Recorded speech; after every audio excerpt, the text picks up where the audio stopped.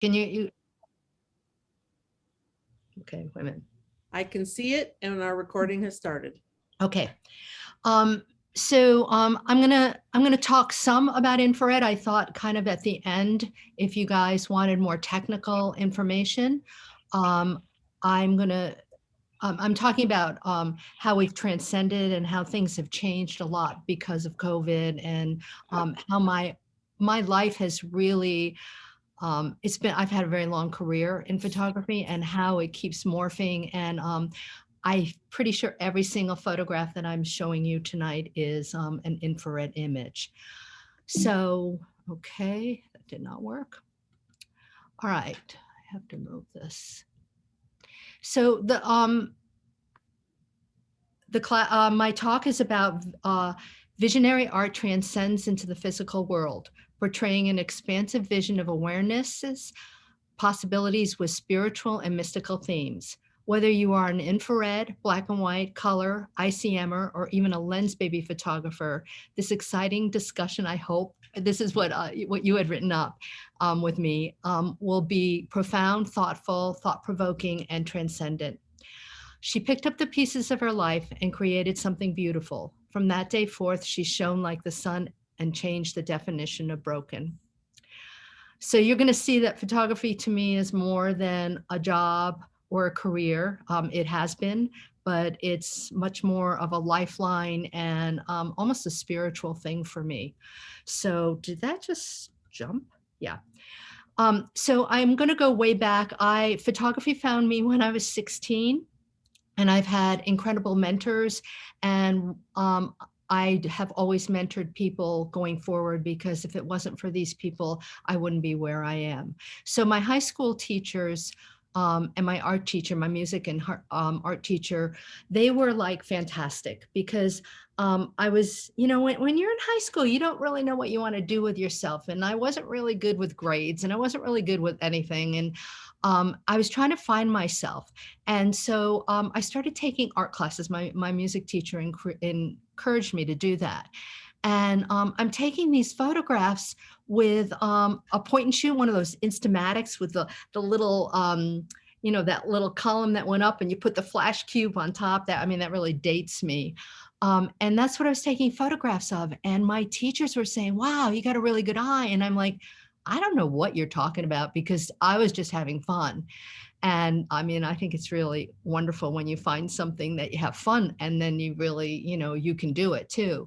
And so they asked me to start submitting images to like the Scholastic Art Awards. And I'm walking away with all these honors, and I didn't understand what anybody saw.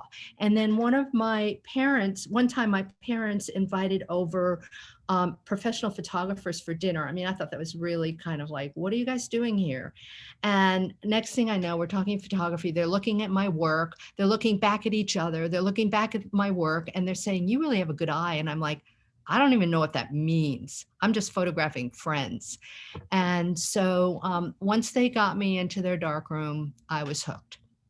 So my other mentors were Niall Root, who led me to Ansel Adams to study with Ansel.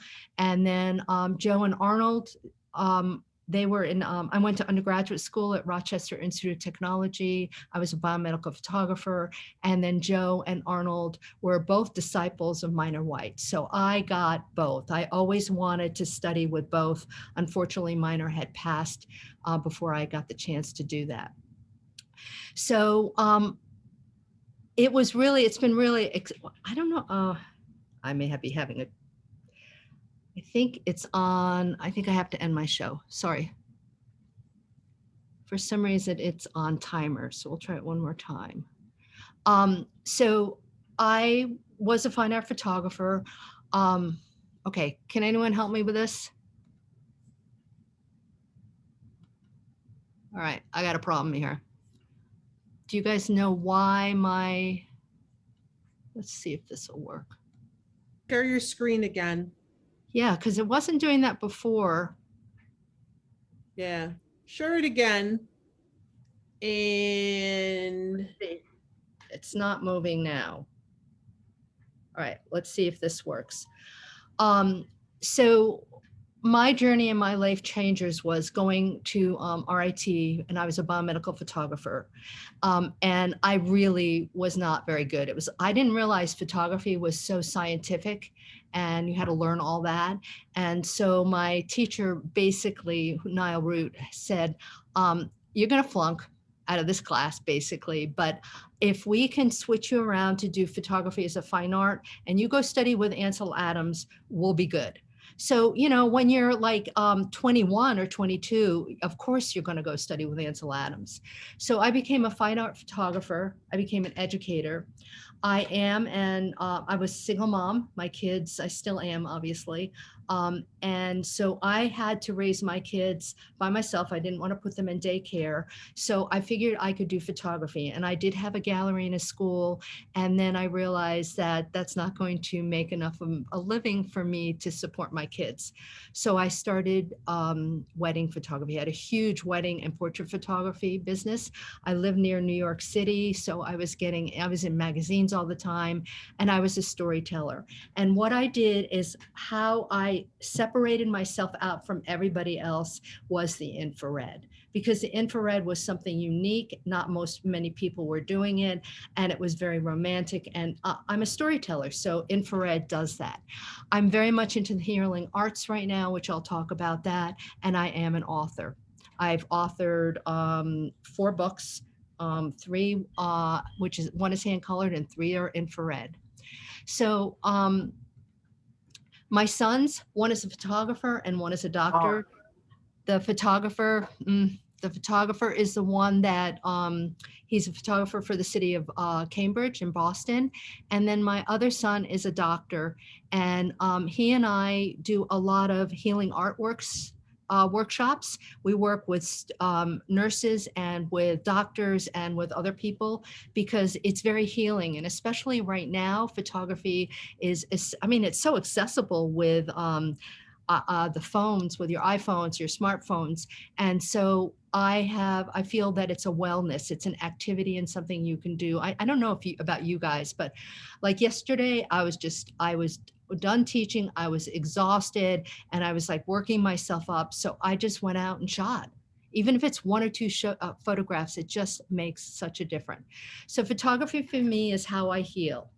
I sometimes get my panties in a wad and I go down the rabbit hole. And I found the ways to be able to work things through my art. I communicate and release in ways that I can't any other way. It's my internal journey. It's my passion. It's my dance. It transcends my life. And I always think it's magical. And it's the longest love relationship besides my family that I've ever had. And yes, there are always ups and downs, but it's probably one of the gifts I've ever been given on so many ways. And I hope some of you have experienced this too. And sometimes it's just me taking, my iPhone out. So are your images showing you how to transcend? It's an inside job. Ugh, sorry about this. And tapping into feelings. So infrared photography is photographing in a non-visible spectrum. And I've been doing that for over 40 years. The roots of my magic was I made pretty. So this is film. This is infrared film. I'm just going to do this so that it doesn't keep doing that. This is infrared film, so you can see the grain. It was a pain in the butt. I can't see whether you guys have done that before or not because I'm not seeing the chat room at all. But it was, and especially at weddings, because I would have to change the film in a changing bag, and it would be 90 degrees in Connecticut, and you're sitting there, and it takes a while to change that roll, because if you do it in the daylight, then it's not, it'll expose the film, the canisters leak. So it was very tricky. So that's why very, very few people ever used it for anything other than scientific or forensic or for fine art. But it took a long time. So I liked making pretty. This is Alaska. And you can see the drama. And the drama for me with infrared is just, it's breathtaking. It works well with the clouds and with water. Certain things work better than others do. So and flowers, they come up so much differently. than they do in, with black and white. So the female form in the landscape is what I am known for, and was my second book after the hand coloring book. And I love, part of it for me was working with, I have body image issues. And so again, this is how I healed. So I was working a lot with women being beautiful and, being goddess like. And the infrared just gave it such structure and such emotions. Um, and so that's my voice. That's what I wanted to do. I teach a lot of the female form in the landscapes for other workshops, but I'm doing storytelling. We're doing royal role playing and prompts. Now, as a wedding photographer for 25 years, this is one of the last weddings I did, which is my son and my daughter-in-law. And you can see it's so romantic, it's so dramatic. And let's go back to that for a second. And it's breathtaking. So what I do when I photograph people is I find the scene, and then I put the people in the scene. So the story has to be congruent with my subject matter, and also with the landscape. And again, I was a landscape photographer, so that was my go-to. That's what I love doing, and that's what I'm good at. I don't like doing portraits in a studio, because I don't have prompts. I don't have a tree that is hanging over, that is gorgeous, that is saying something. This next picture is a picture of rebirth. I put her in on the left for it's like a nest. And then on the right, if you can see, I don't know if you can see my cursor, but there's another woman's body right in the middle where there's a crack. So it's an egg that's going to break open.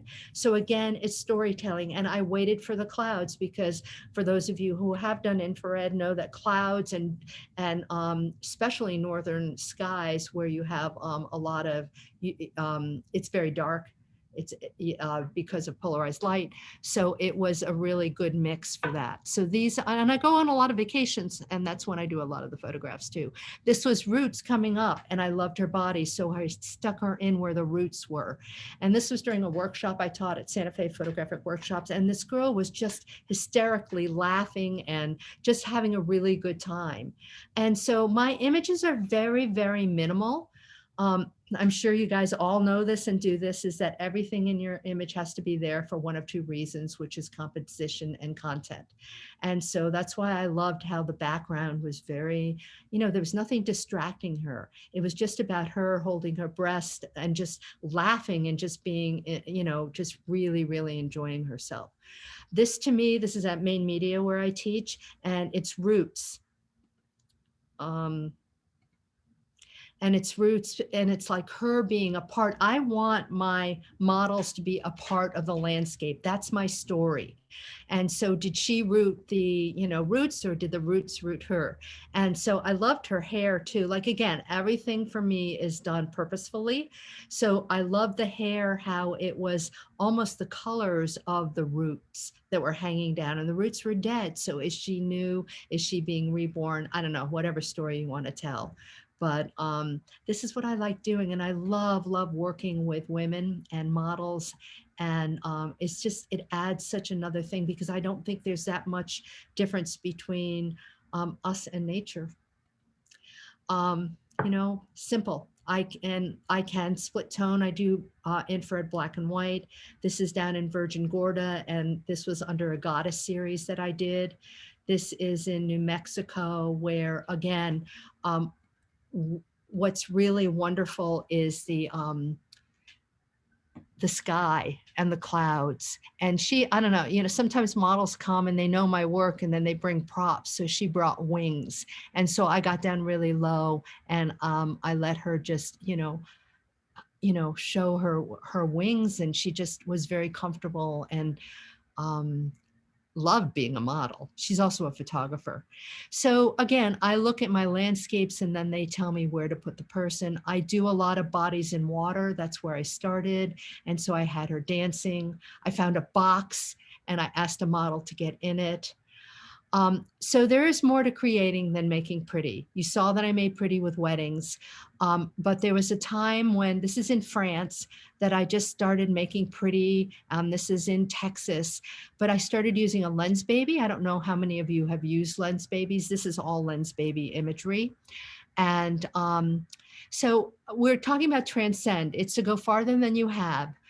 Um, the breadcrumbs for me were the Lensbaby. They were messages from beyond. And so I'm going back. I don't know how you guys are right now, and I will talk about this a little bit later, is that I'm going back to old images. I really, being a film, learning with film, I never threw anything out. I have like boxes of negatives. And now people just throw away images that they don't like from a digital. And I don't understand it, because the images that don't work, that you want to throw out, sometimes they're messages for the future. They're still telling you something. So I feel they're breadcrumbs. So one of the things that you're going to see happening in the next journey of work of mine is that I am taking some images from the past. I'm reworking them. I'm doing different things in post-production, or I'm rephotographing them. So I think it's really important to push the envelope. And if you feel discomfort, then you're on your journey. If you just come back and say, oh, I just made the best picture all the time, what do you learn? Where's the curve? I stopped eating my feelings down, and I started photographing from my feelings. So this is Lensbaby, and this is, I was teaching in British Columbia. I was in France teaching, and this girl, it was just, these were like really scary, and this was a really rough time for me. My kids had gone to college and everything, and I just saw there. I mean, I know this is a little weird, but it's like, what about those clips? What if her hair's put in the clips? And then I put use a Lensbaby, and it just makes it, it creates another dimension. It creates another story. I'm really big on capture and then content from conception to, what the final image is that sometimes we photograph, we have a feeling, and then how do we add the feelings of the post-production that we want to add to it? So what is our final results? I put Hey, her, Laurie, yeah, could you tell us what a Lensbaby is? sure. I don't know if Um, everybody knows what that is. Okay, so Lensbabies, I'm one of their ambassadors, so I get to use them a lot and teach them. This is a prime Lensbaby, which means the glass is amazing, and you can get bokeh around it, or if you can see in this one, it makes the outside very soft and out of focus. So it messes up your image a bit. And then there's a whole bunch. There's the twist, and there's ones that you can move around. I don't think you can see my fingers right now, but you can move it around. So if you want the upper left sharp and the bottom right, you can just move the lens so that part of the lens moves in and it's closer and the other part is not. So it's a really great thing to play with. Lensbabies have gone crazy during COVID because people, we've got a veil in the world in our lives. We don't know what's real sometimes and what isn't. And so that surrealistic feel comes really pretty naturally with, I think, with Lensbaby. So you can see how it's really bokeh on the outside. It's very soft. So I realized there was a crack in my internal landscape. And so I had to figure out, I didn't want to make pretty anymore. So I started taking photographs of photographs, or I was photographing things that were disturbing, or I was using Lensbabies, or I would find cracks in the world and actually literally photograph that. So to me, this was very representative of what I was doing and what I was feeling. I still was using some of the same models. You can see how tattoos look. These next couple images are not infrared, but this was between two worlds because I didn't know what was going on and I just had to do something different. And I am not a collage. I'm not a collage artist. I like to do as much as possible in camera. And so this is, I took Mylar and I put it up in front of my lens. And then I took this photograph because it's almost surreal. Like Is she disappearing? Is she emerging? So again, I'm very into the feelings of what I want in my images. So if you haven't tried Lens Babies, you really should look it up, because there are so many. This was with a Lens Baby and also with Mylar, but there's so many different things. And we're all looking to stand out these days too, because everybody's got a camera. Everybody's got an iPhone, or a smartphone. And so how do we take our feelings and our emotions and what we want to say and put them into our images? This was the last uh, on location workshop that I was able to do. This was in Morocco, and I have a trio on a little Sony point and shoot, and it puts the three lenses together. So this is like three different scenes put together into one image. Again, it's a Lens Baby. So time of COVID, a switch of a light bulb, transcend, moving swiftly, inside and outside job. So again, I made pretty, but I didn't during COVID. I was having my hair done, which was next door. You can tell I have really, really curly hair. I was having my hair done, had foils, had to come up to my loft to get something. And I saw a picture of myself in the mirror, and I'm like, oh my God, this is really scary. So what I did is I've been photographing my thesis for so this is repurposing things too. My thesis from graduate school was these China dolls that were dolls of my grandmother's. And so what I did do is I put two pictures together, which I rarely do. I did it in Snapseed on my iPhone. So this was an iPhone image and an infrared image of me with, of the doll, and of me with the foils in my hair. And to me, this is what I was feeling. It was a confusing time. Everything was out of whack. What's pretty? What isn't pretty? And then this is a self-portrait in a shower. And with this picture, it was, for some reason, that ball I have, it's one of those balls that you rub on your body when it hurts, and to kind of reduce your muscle pain a little bit. And I had a tiara on, and I have high heel shoes on, and I think the ball looks like the virus. I really do. So this is infrared, and I can add some color to infrared if I want to. And so again, this was personal work. It's not necessarily something I would show, but it was my way to get through COVID. This is two photographs in Snapseed put together, and me wanting to be outside and not being able to.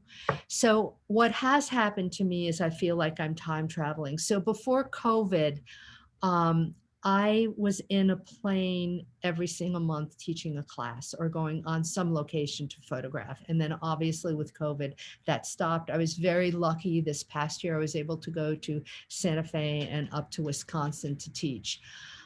So I had to figure out what I was going to do with time travel, what I was going to do. And time travel is what kept coming up. So that's the other thing. I don't know if you guys make work prints, but I do. For Costco, for 17 cents, I can make a 4x6, or I have one of those Canon printers, a selfie printer, which is really great because I do like instant gratification. So I want to see the image pretty quickly. And so I use them, and I put my images out all the time. I find that most people don't really spend much time with their images unless they're on the computer. And that does not, for me, I need that tactile quality. And also when you start moving images around, maybe a diptych or a triptych, it starts telling different stories. And so that's why I think it's important to print. So this is at the end of the Wisconsin and workshop that I did, and there are these bales of hay, and I have a model who is my muse. I mentored high school kids long time ago, and she was one of the students who was a very, very talented photographer. And she comes on a lot of my shoots with me, and she's, as I said, one of my models. And so I saw this bale of hay and I said, oh my God, it's spinning. And so I did a photograph of her, and we had just come out of the water. We were up in Lake Superior, And I don't usually tell how this is done, but I'm going to tell you guys the reason her hair is going like that. Like I said, I don't really touch my photographs. I want to get everything in capture. So I turned it. So she's really, if you turned it counterclockwise, that's why her hair is falling down. But when you turn it, to a vertical, it's kind of cool because it looks like she is moving through time. And that's what I felt. So again, I don't know, you guys know Klimt and a lot of other painters, I'm sure, and they all had muses. And she's been my muse for probably 12 years. And my biggest body of work is photographs with her. And that's what's nice too, to have a muse, is that you can experiment, and you also have to try different things all the time because you don't want to be redundant. I get bored if I do the same thing. And so I did this with another friend of mine where it actually felt like she was moving. And this is Nicole, the woman I was telling you about. Some of these are done with a movement. They're done with Nick filters. That one was not, though. So this one was done with Nick filters, and this was done in Bar Harbor, Acadia, which was the last time I was on location. And it was one of my models from Main Media. So I'm very lucky. My models, they like working with me. They're pretty fun because I don't, I'm not a very, I'm a very expressive. I like the expressions, and I like the models to role play with me. So it gets to be very fun. So seedlings, revisiting, repurposing old images. I feel like I'm in a time warp, and that's what I'm doing. This is an image from probably 18 years ago. And I just, played around with the background with analog and Nick filters and got that look. So again, she's a beautiful dancer, but like the world around her is going crazy. So again, it's all very, very intentional. But this is an image that I used a long time ago. And yeah, I used it. People liked it. This is, it's from a negative. And yet I look at it now and it has a whole different meaning, because I think when we look back at our images and look at them now, maybe they were the breadcrumbs that we didn't understand why we took them. And now we're ready to see, or now we're ready to include it into a different way. This is an emu that's in my kid's bathroom. And so I rephotographed it. This is a photograph of me, two photographs of me that I put overlap them. I mean, it's kind of creepy, but that's kind of how I feel right now. This is a photograph of my mom with a tiara. Obviously, she's 90 some. She's 90. She just turned 90. And again, it's like, she doesn't have really much memory right now. And I'm like, what is she thinking about? She was gorgeous, absolutely gorgeous. What is she thinking about now during COVID? Does she even understand it? So again, it's about feelings and thoughts, and that's what generates my work. That's what makes me want to take photographs. I love angst. I love beauty. I love, working with women. This is a composite, one of my few, done in Snapseed. And these two I just found recently. And, this is infrared. I just added color to it. And so this one was at the beach a while ago, and I just took all the beach out from the background because, again, it's like compressed in nature, and you've got the shadow, and what is she reaching for? So as I teach this, it's always what there's only you have there's two things you do. Everything in your image should be there for a reason, for either composition or content. And so I realized that the sand with all the marks in it, and it's really weird for me to change an image around, it didn't tell the story. So once you understand what the story is, or what the metaphor, I'm big into metaphors, then you can start making, images in a different way. I did a whole series on hula hoops and, on boundaries. This is one of my biggest selling images that I repurposed the other day. And what was really cool is that this is a photo of Banff. It was right after I'd studied with Ansel Adams. It was off of RB67. And it's in my kid's house in Philly. And I took a photograph of it. I'm doing some ICM work right now. And so the original was not infrared, but the copy ICM was in infrared. So I kind of like, it's like everything's collapsing and everything's moving and what is real, and yet there's a heart in the water. So transcendent, new beginnings, visionary art. Trans, so transcendence is the act of rising above something to a superior state. Transcendence comes from the Latin prefix trans, meaning beyond, and the world, scandar, I think that's how you say that, meaning to climb. When you have achieved transcendence, you have gone beyond ordinary limitations, and that's from Google. And I feel like that's what's happening right now is like, how do we move on? We can't tell the same stories. We can't, I mean, I have my students that are like upset. Why can't we go out and shoot? Why can't we have these gorgeous places? And why can't we work with models? And why can't, yada, yada, yada. But what is open and what's the new door that's open for us to, venture in?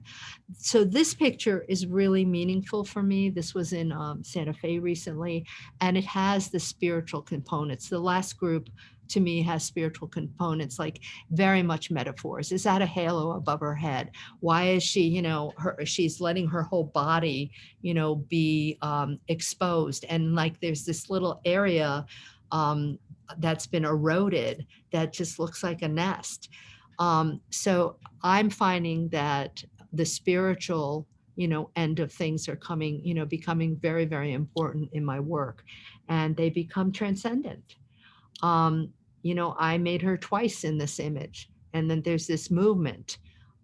These are in Acadia. I was up there in September, and this is where I started doing ICM with infrared, which I never would have. I was bored with what I was doing, and I was in a crossroads. So I just started doing these kind of photographs because I want movement. The light streak is the moon. They're pathways. Where do we go? We're kind of hidden behind trees.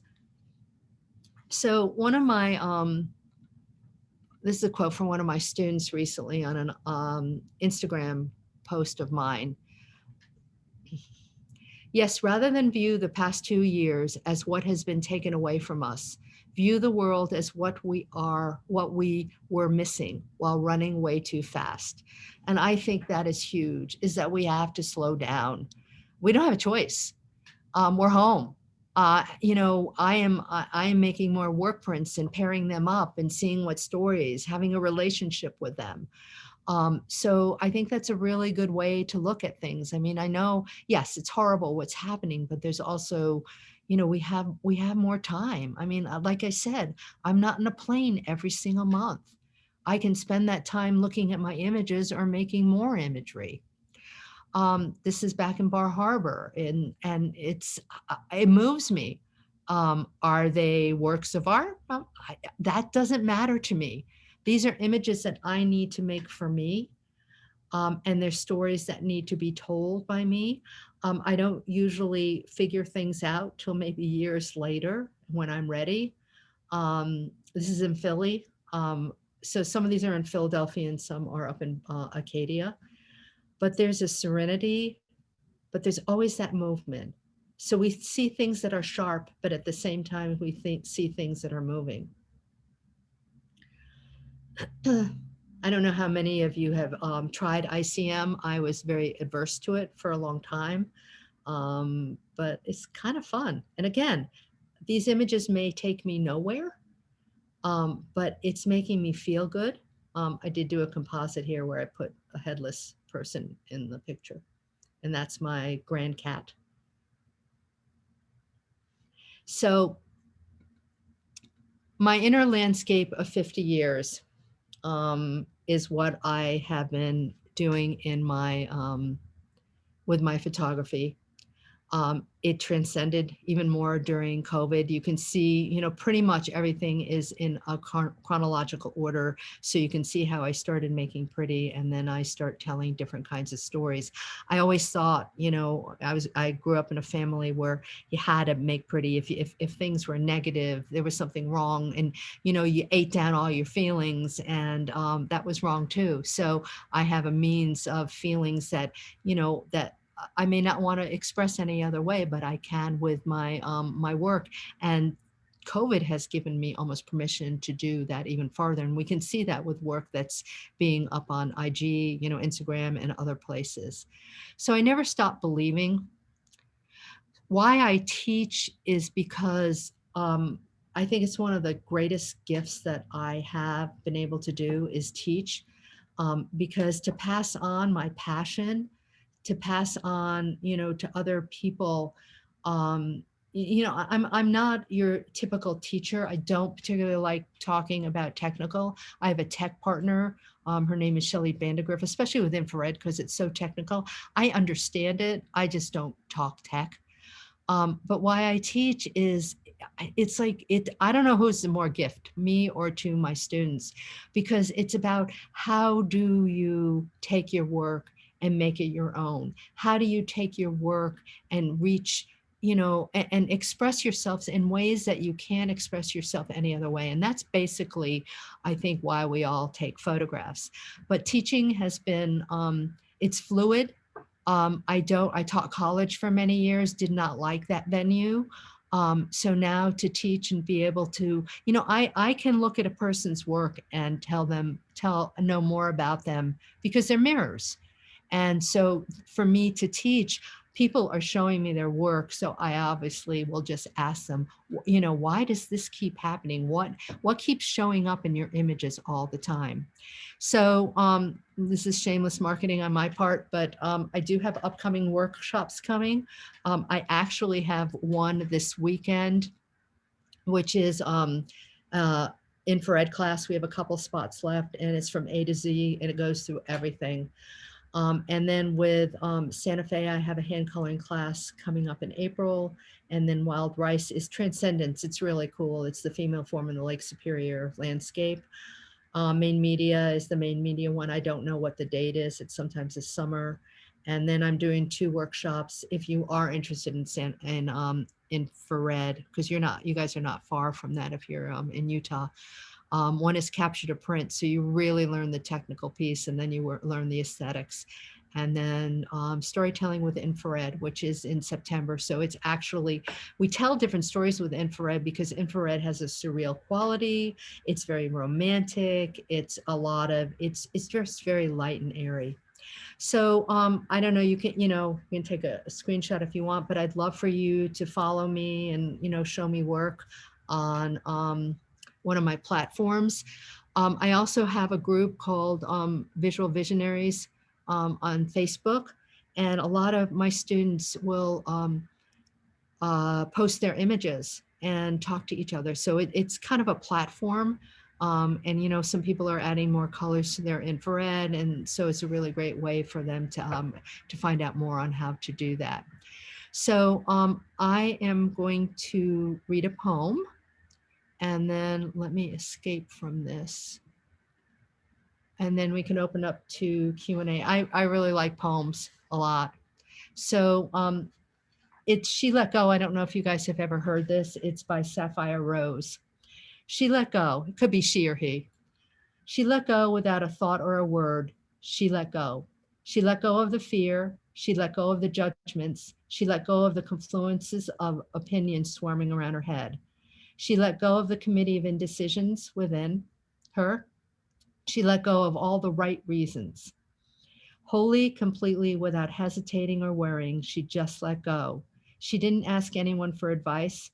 She didn't read a book on how to let go. She didn't research the scriptures. She just let go. She let go of all the memories that held her back. She let go of all the anxiety that kept her from moving forward.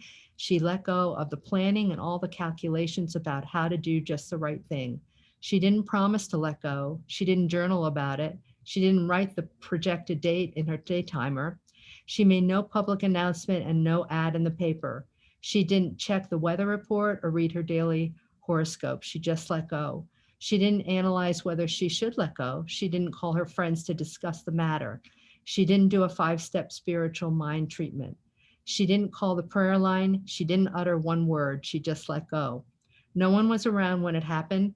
There was no applause, no congratulations. No one thanked her or praised her. No one noticed a thing. Like a leaf falling from a tree, she just let go. There was no effort. There was no struggle. It wasn't good. It wasn't bad. It just was what it was. And that is just that. In the space of letting go, she let it all be. A small smile came across her face, a light breeze blew through her, and the sun and the moon shone forevermore. So for me, photography is more than taking photographs. It's my expression. It's the way I can say things that I can't say any other way. Um, I've learned how to let go of judgment and perfectionism because those are the biggest killers in creativity. I'm very careful of who I show my work to before I'm ready to put it out into the world. I actually show my work to two people, and that's it. One is a writer, and one is actually an evangelist for Lightroom. And I because they ask me questions, they don't tell me I like or I dislike something. That is a really hard way to be, because most people, when they say, oh, I like that picture or I hate that picture, it has nothing to do with the photograph. It has to do with their perspective. And like I've said, and I'll reiterate it, is that to me, this is an inside journey. This is our inside landscape. And so I would be really careful, who you trust. I mean, it's good to show your work and just get their feedback, but it's also it's crushing. I remember when I was in undergraduate school, one of the best painters was a friend of mine, a fellow student, and one of her teachers told her work was terrible, she should quit. And it turned out that she was just jealous that this student had so much talent. So just be very aware. I still think it's good for you to show work, but be objective. And maybe you can ask whoever is critiquing it if they could be objective. I don't really want to know, well, I love it or I don't love it. That tells me nothing. It's like, oh yeah, I can get a moment of, oh, that feels really good, but it doesn't tell me anything. And that's why, so my writer friend is wonderful because she doesn't know photography. Well, she uses photography to write her short stories, my photographs to write her short stories, which is really quite fun. And, but I trust them and they ask me questions. They don't tell me whether they'll say it works or it doesn't work for them, but they'll ask me questions and they're poignant and they really care. So I think that that's really important, and especially nowadays because the field is so competitive, everybody's doing it. And I think for you to I think playing is a great thing to do right now. I mean, hand coloring. This book was in '99, and I just filled a class of 14 students yesterday and the day before because it's popular again. And so people are looking for something different. And so the hand coloring, what makes you stand out? The ICM, I mean, I don't particularly care for ICM. The friend that I was telling you about that I do show my work with, and she's a photographer, she does ICM. She did it before it was ICM. It wasn't even called that. And so with me, I don't know what I'm doing. I'm playing and I don't even care. I don't care. I'm doing it for me. It makes me feel good. It helps me get through this rough time. And I'm growing because, for 40 years, I made pretty. Well, it was really closer to 45 years. And, and I could see here and there some pictures that were not pretty, but now I don't want to make pretty. I'm not feeling pretty. I'm feeling energy. I'm feeling travel. I'm feeling timelessness. So that's where I get into that mood. I get into that feeling and I go out and shoot. So anyway, I could go on and on. Do you want to ask questions or do you want me to go on and on? Well, let's hit some of the questions up in the chat. Okay. Should I look at, there's a big chat room. Should I look it up or are you going to ask me the questions? I'll ask you the questions. Okay. So I'm going to pick and choose as I go along and kind of smush them together. When you have a feeling you want to express, do you imagine the image before you take it and then go create it? Or do you wait for something to visually strike you? Yeah, I go to the feeling. So I have friends that are, still life photographers and they have an idea. If I have a model, like one time, and I didn't show this picture, I was going through a really hard time with my dad. And so I had a model that I was working with, and I said, I won't. So I have the muses. So I don't want her to know my story. I just want her to know what I'm feeling. So what I did is I said, have you ever had a time where you thought that everything you believed in your family was crushed or wasn't real? And she says, yes, I know that. And I said, could you go to that place? So she went to the place and I went to that place and then we photographed. Mhm. So there has to be, it has to be congruent. So with my models, it's, and I didn't talk about that tonight, but one of the biggest things I do is role playing rather. Or yeah, so when we do, like, most of my workshops are with, models, and so we do scenarios, but they're from feelings, and it could be, did something happen recently that really just tore you apart? So if we ask our models to do this, we also have to do the same thing. When I one of the weddings that I photographed, my mom had had a heart attack like the week before, and we didn't know if she was going to live. And I had to photograph this wedding. And so I had to make sure that I wasn't going to the place of pain. And I had to put that aside because otherwise I was afraid that pain would somehow come into the images. So I think that's a really, really excellent question, because role playing is wonderful. But you have, like, even now with, we had the snowstorm the other day, and I went out to photograph these trees, and I mean, and it's dark and it's cold, and Rhode Island, because we're so far east, I mean, for a while there, it was getting dark at 4 o'clock in the afternoon. It was depressing. So I felt depressed, and the trees felt depressed because all the leaves were out and they're just kind of hanging out with all the snow on it. So again, I think the marriage of the two is really important. Long answer to a short question. No, that was good. That was good. Whoever asked that question, I hope that answered. We did have a couple people that did shoot infrared film, Oh, but wow. not very many. Yeah. Yeah. I know back in the day, it was a chore, but it was like, man, so I wrote an article for Professional Photographers of America, right after Kodak stopped making HIE film. And it was called Film Wasn't Broken. Why did you have to fix it? I was so pissed. But That's good. they You didn't gotta, care. I have a brick in the freezer, which probably is no good, but I cannot get rid of it. that's okay. It's Yeah. okay to have that. Lot of discussion on what a Lensbaby is. That's why I broke into that. Good. Thank And you. Yeah. then I sent them a link to actually lensbaby.com. Good.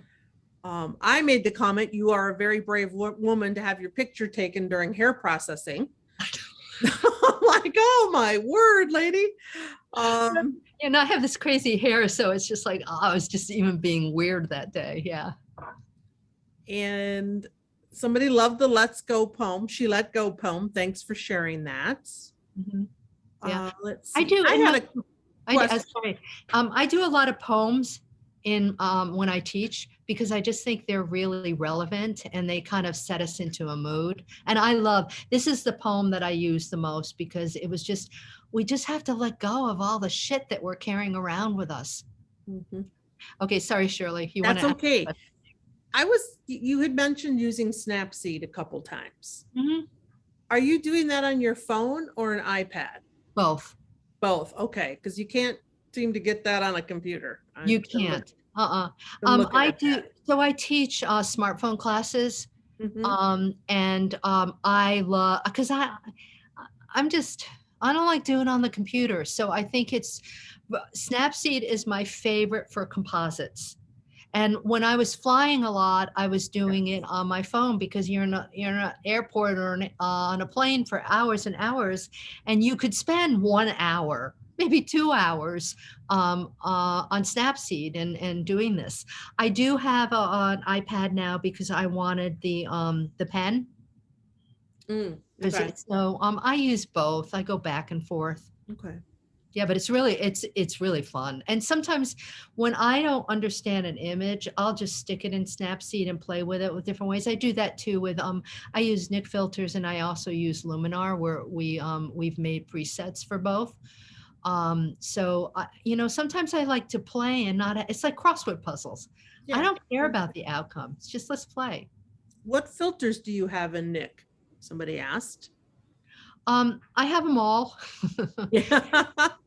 What I use a lot of, I use Nick Silver Effects Pro a lot. Because, and sometimes I will just see what I like because I like the presets, and then I will go back into Photoshop and I will, you know, make it my own that way. Sometimes I don't. With infrared, there's certain things that have to be done. You have to add, you can add grain, you need vignetting, and you need, it needs to be sharpened because infrared in digital is soft. So, you know, there's just certain things that have to be done in infrared. So I can do some of them with the Nik filters, and Luminar, we have presets that we've made to do that with. Okay. So that's really wonderful. And then sometimes I'll just do it, some of it in Photoshop. I'm very hybrid. I don't, I'm not, so Shelley is a pattern person. I'm not. I jump all over the place, but I know what I need. So what was it like working with Ansel Adams?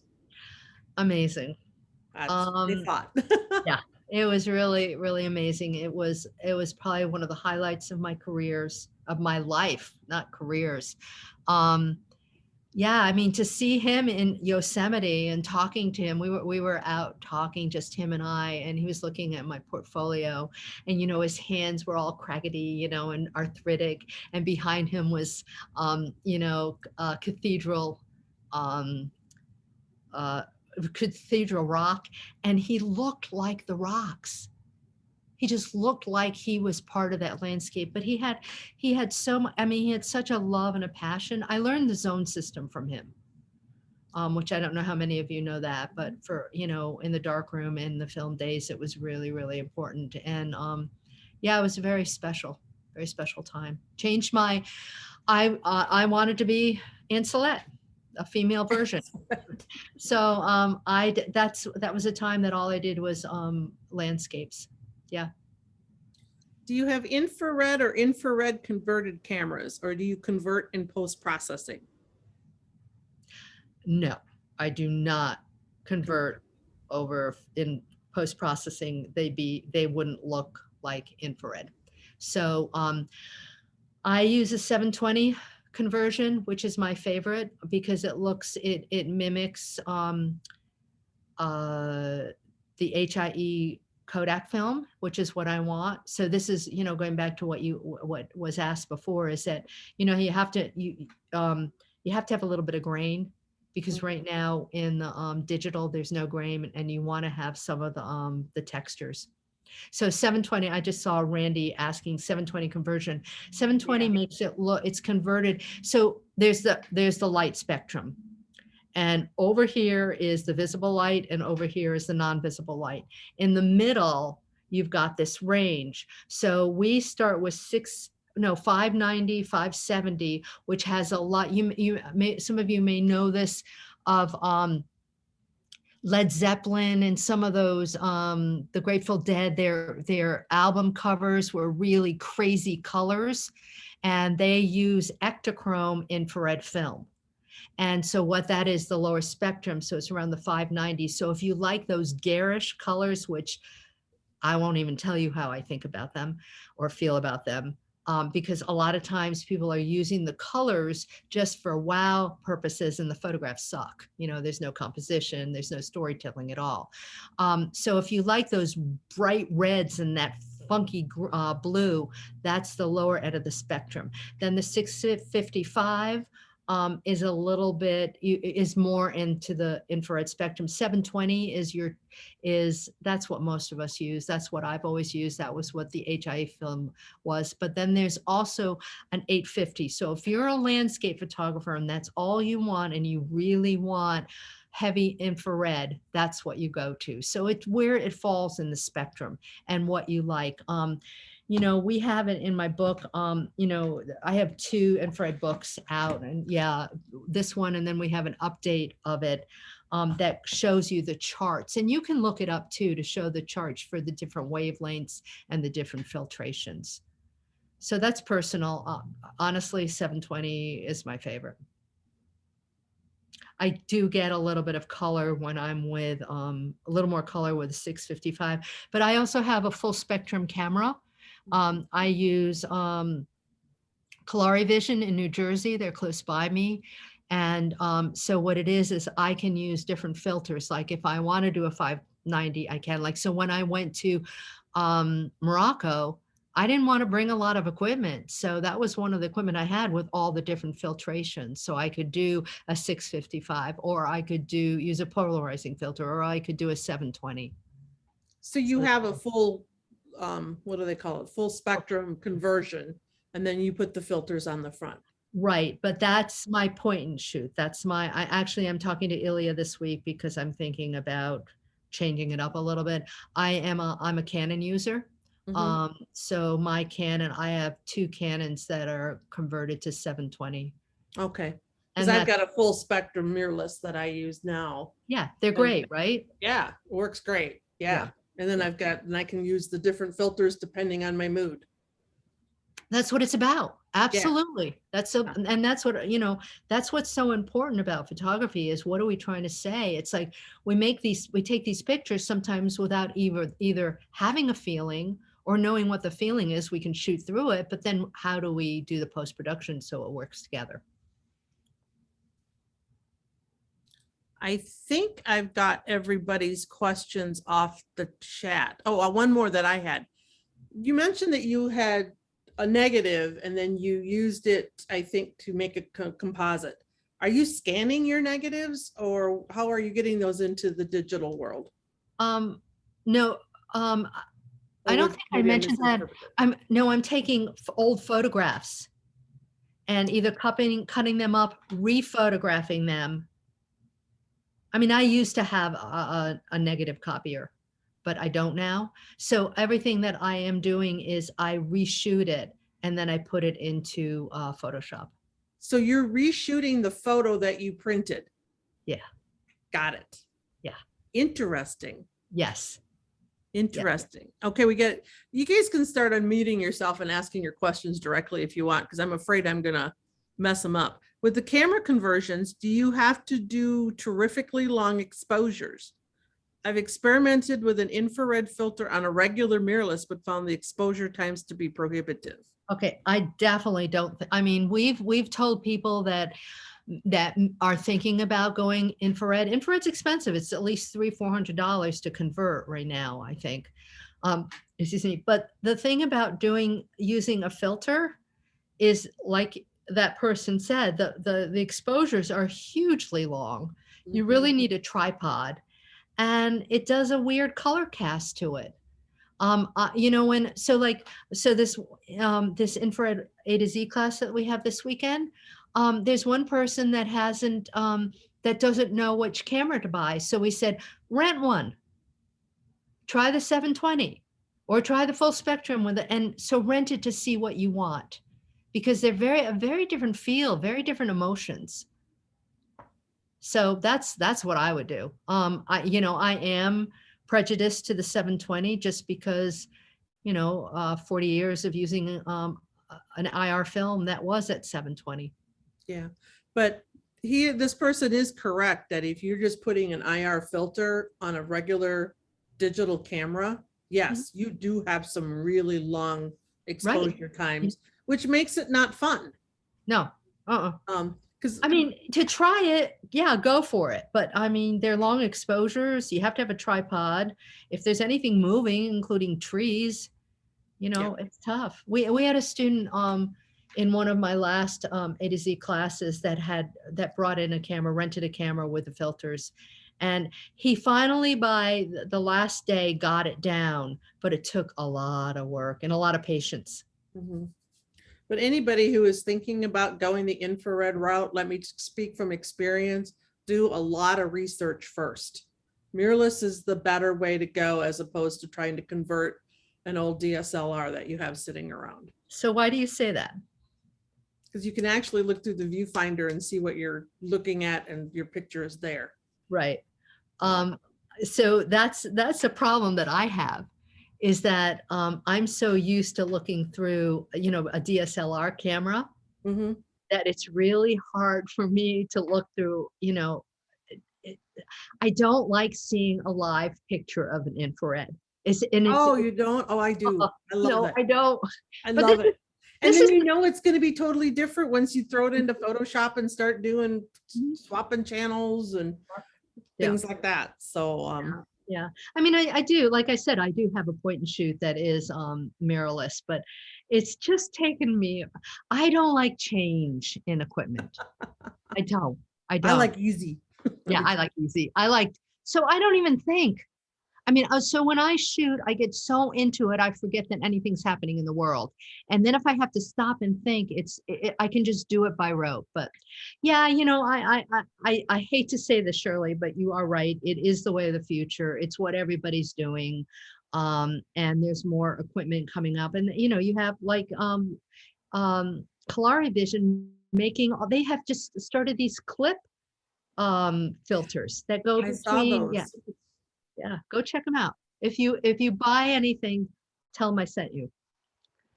Someone They're wants to really know what converting a helpful. camera involves. I can answer that question. It involves a couple different things. One is picking the place you want to have it converted, and then sending a camera to them. And then they do some magic. That's how I describe it, magic. And then it comes back to you and it's converted, but you need to make the decisions on full spectrum, or if you're going to lock yourself into a single wavelength. I follow Kalari Vision the most, and now they are actually selling cameras already converted. Yeah.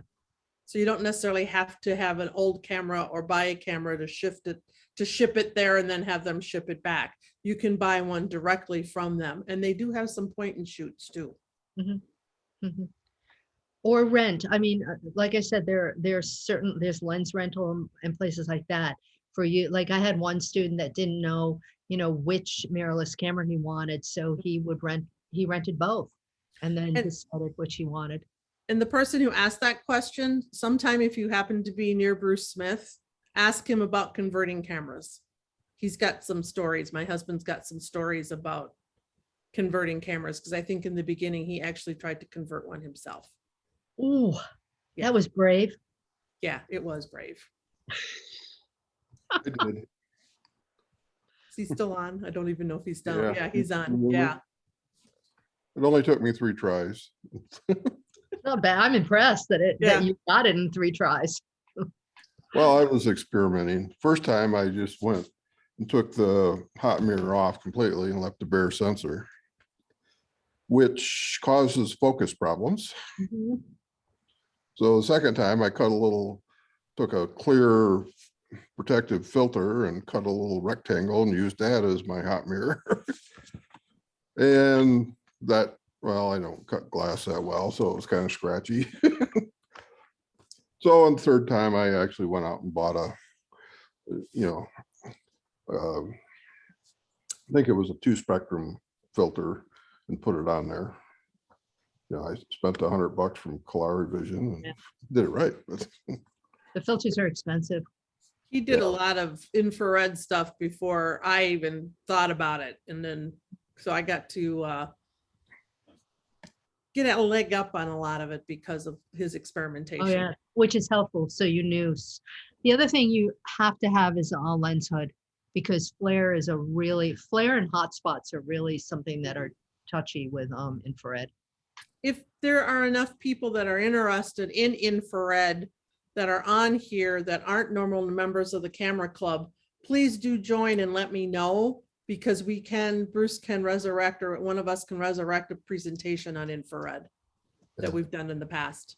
There are a couple other reasons to buy mirrorless that you didn't mention when you were talking about that. Okay.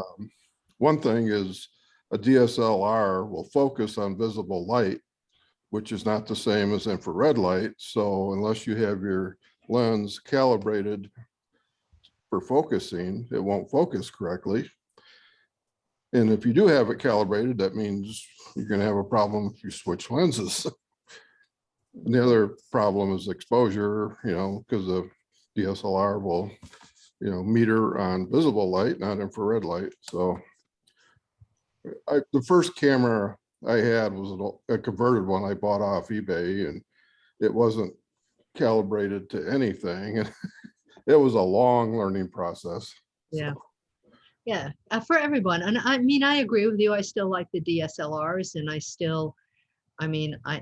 but I'm at a point right now where I can kind of guess my exposure.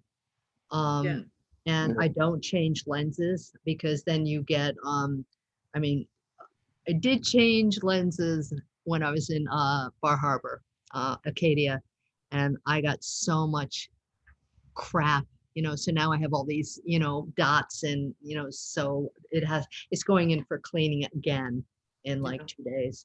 So the other thing too is, Shirley, is if you ever wanted, Shelley could come and talk the tech stuff, because she has a huge presentation, and she's the one, like I said, she's my tech partner, and she co-wrote the last infrared book that I did.